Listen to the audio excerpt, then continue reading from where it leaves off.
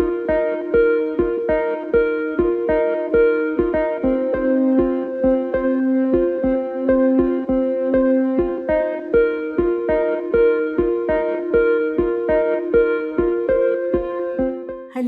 And welcome to the other 167, जहाँ मैं परवीन एक बार फिर आपका स्वागत करती हूँ।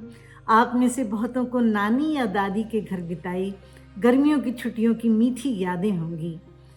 आराम से सुबह उठना या देर तक खेलते रहने की आज़ादी और उनके हाथ का बना मज़ेदार खाने की। मेरी नानी के घर भी सबके अलावा होती थी एक ख़ास एक्टिविटी जिसमें सबको, बड़े से लेकर छोटे तक को, हिस्सा लेना होता था, और वो था आम का खट्टा मीठा अचार बनाना। मुझे भी छोटा सा रोल मिल जाता था। That gave me a sense of belonging and involvement. हालांकि उसे बनाने और इवेंचुअली खाने में बहुत पेशेंस और समय लगता था, but the outcome was so yummy. आज अगर सोचें तो लगता है कि हमारा फैमिली या कम्युनिटी भी तो एक आम के अचार की तरह ही है। कोई उस कच्चे आम की तरह खट्टा है तो कोई गुड़ की तरह मीठा, कोई नमक की तरह नमकीन तो कोई मिर्च की तरह तीखा, कोई मेथी की तरह कसैला या ज़रा कड़वा तो कोई सरसों के तेल की तरह पंजेंट तो है, पर प्रिजर्व करने के लिए ज़रूरी। पर अगर सब मिलजुल कर एक दूसरे में रच बस जाएं तो बन जाएंगे अचार ही की तरह एक नई रचना। ये तभी पॉसिबल है जब तेल ये ना सोचे कि मेरे बिना तो प्रिजर्व ही नहीं होगा, या नमक मिर्च गुड़ ये ना सोचें कि अगर हम नहीं तो स्वाद का क्या होगा। खट्टा आम ये ना सोचे कि अगर मैं ना हूँ तो बाकी मसाले क्या कर लेंगे। ऐसे ही हम भी अपने को हम्बल करके सब्र से एक दूसरे को बढ़ने का मौका दें, उनके गुणों से सीखें और अपने में समा लें। जैसे लिखा है फिलिपियों 2 अध्याय 3 वर्ष में, विरोध या झूठी बढ़ाई नहीं, बर दीनता या ह्यूमिलिटी से एक दूसरे को अपने से बेहतर समझें।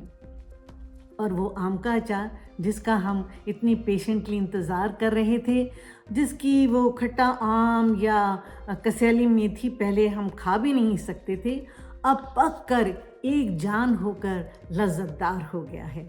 मेरी नानी के कुछ ऐसे भी उसूल थे जो काम नहीं करने थे ताकि अचार ठीक बना रहे।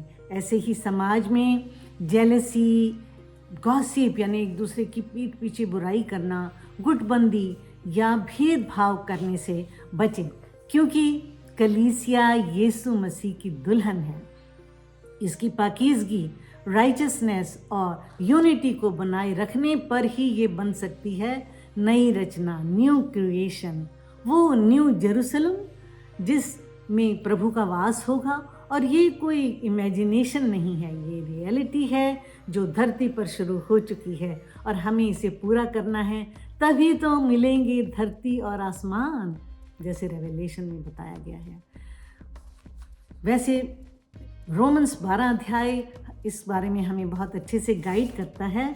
मैं आपके सामने पढ़ूंगी रोमन्स 12 वर्स 10 और 11। भाईचारे के प्यार से एक दूसरे को स्नेह रखो, एक दूसरे का आदर करने में बढ़ चलो और कोशिश करने में आलसी ना हो। इसके अलावा वो कहते हैं दुआ, बंदगी, संगत, मेहमान नवाजी, प्रभु की सेवा और मदद करने में भी लगे रहें।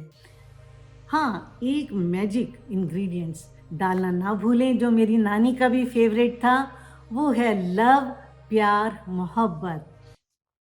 ना मांगा मैंने सोना, ना मांगी मैंने चांदी, बस यीशु मसीह का प्यार मांगा है।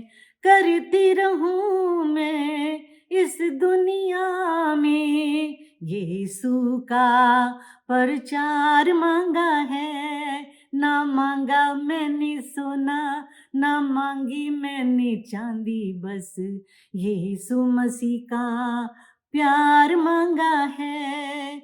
इसी प्यार में बने रहिए और प्यार से इस मैसेज को सबके साथ शेयर करिए। लाइक एंड सब्सक्राइब टू आमीन। God bless you.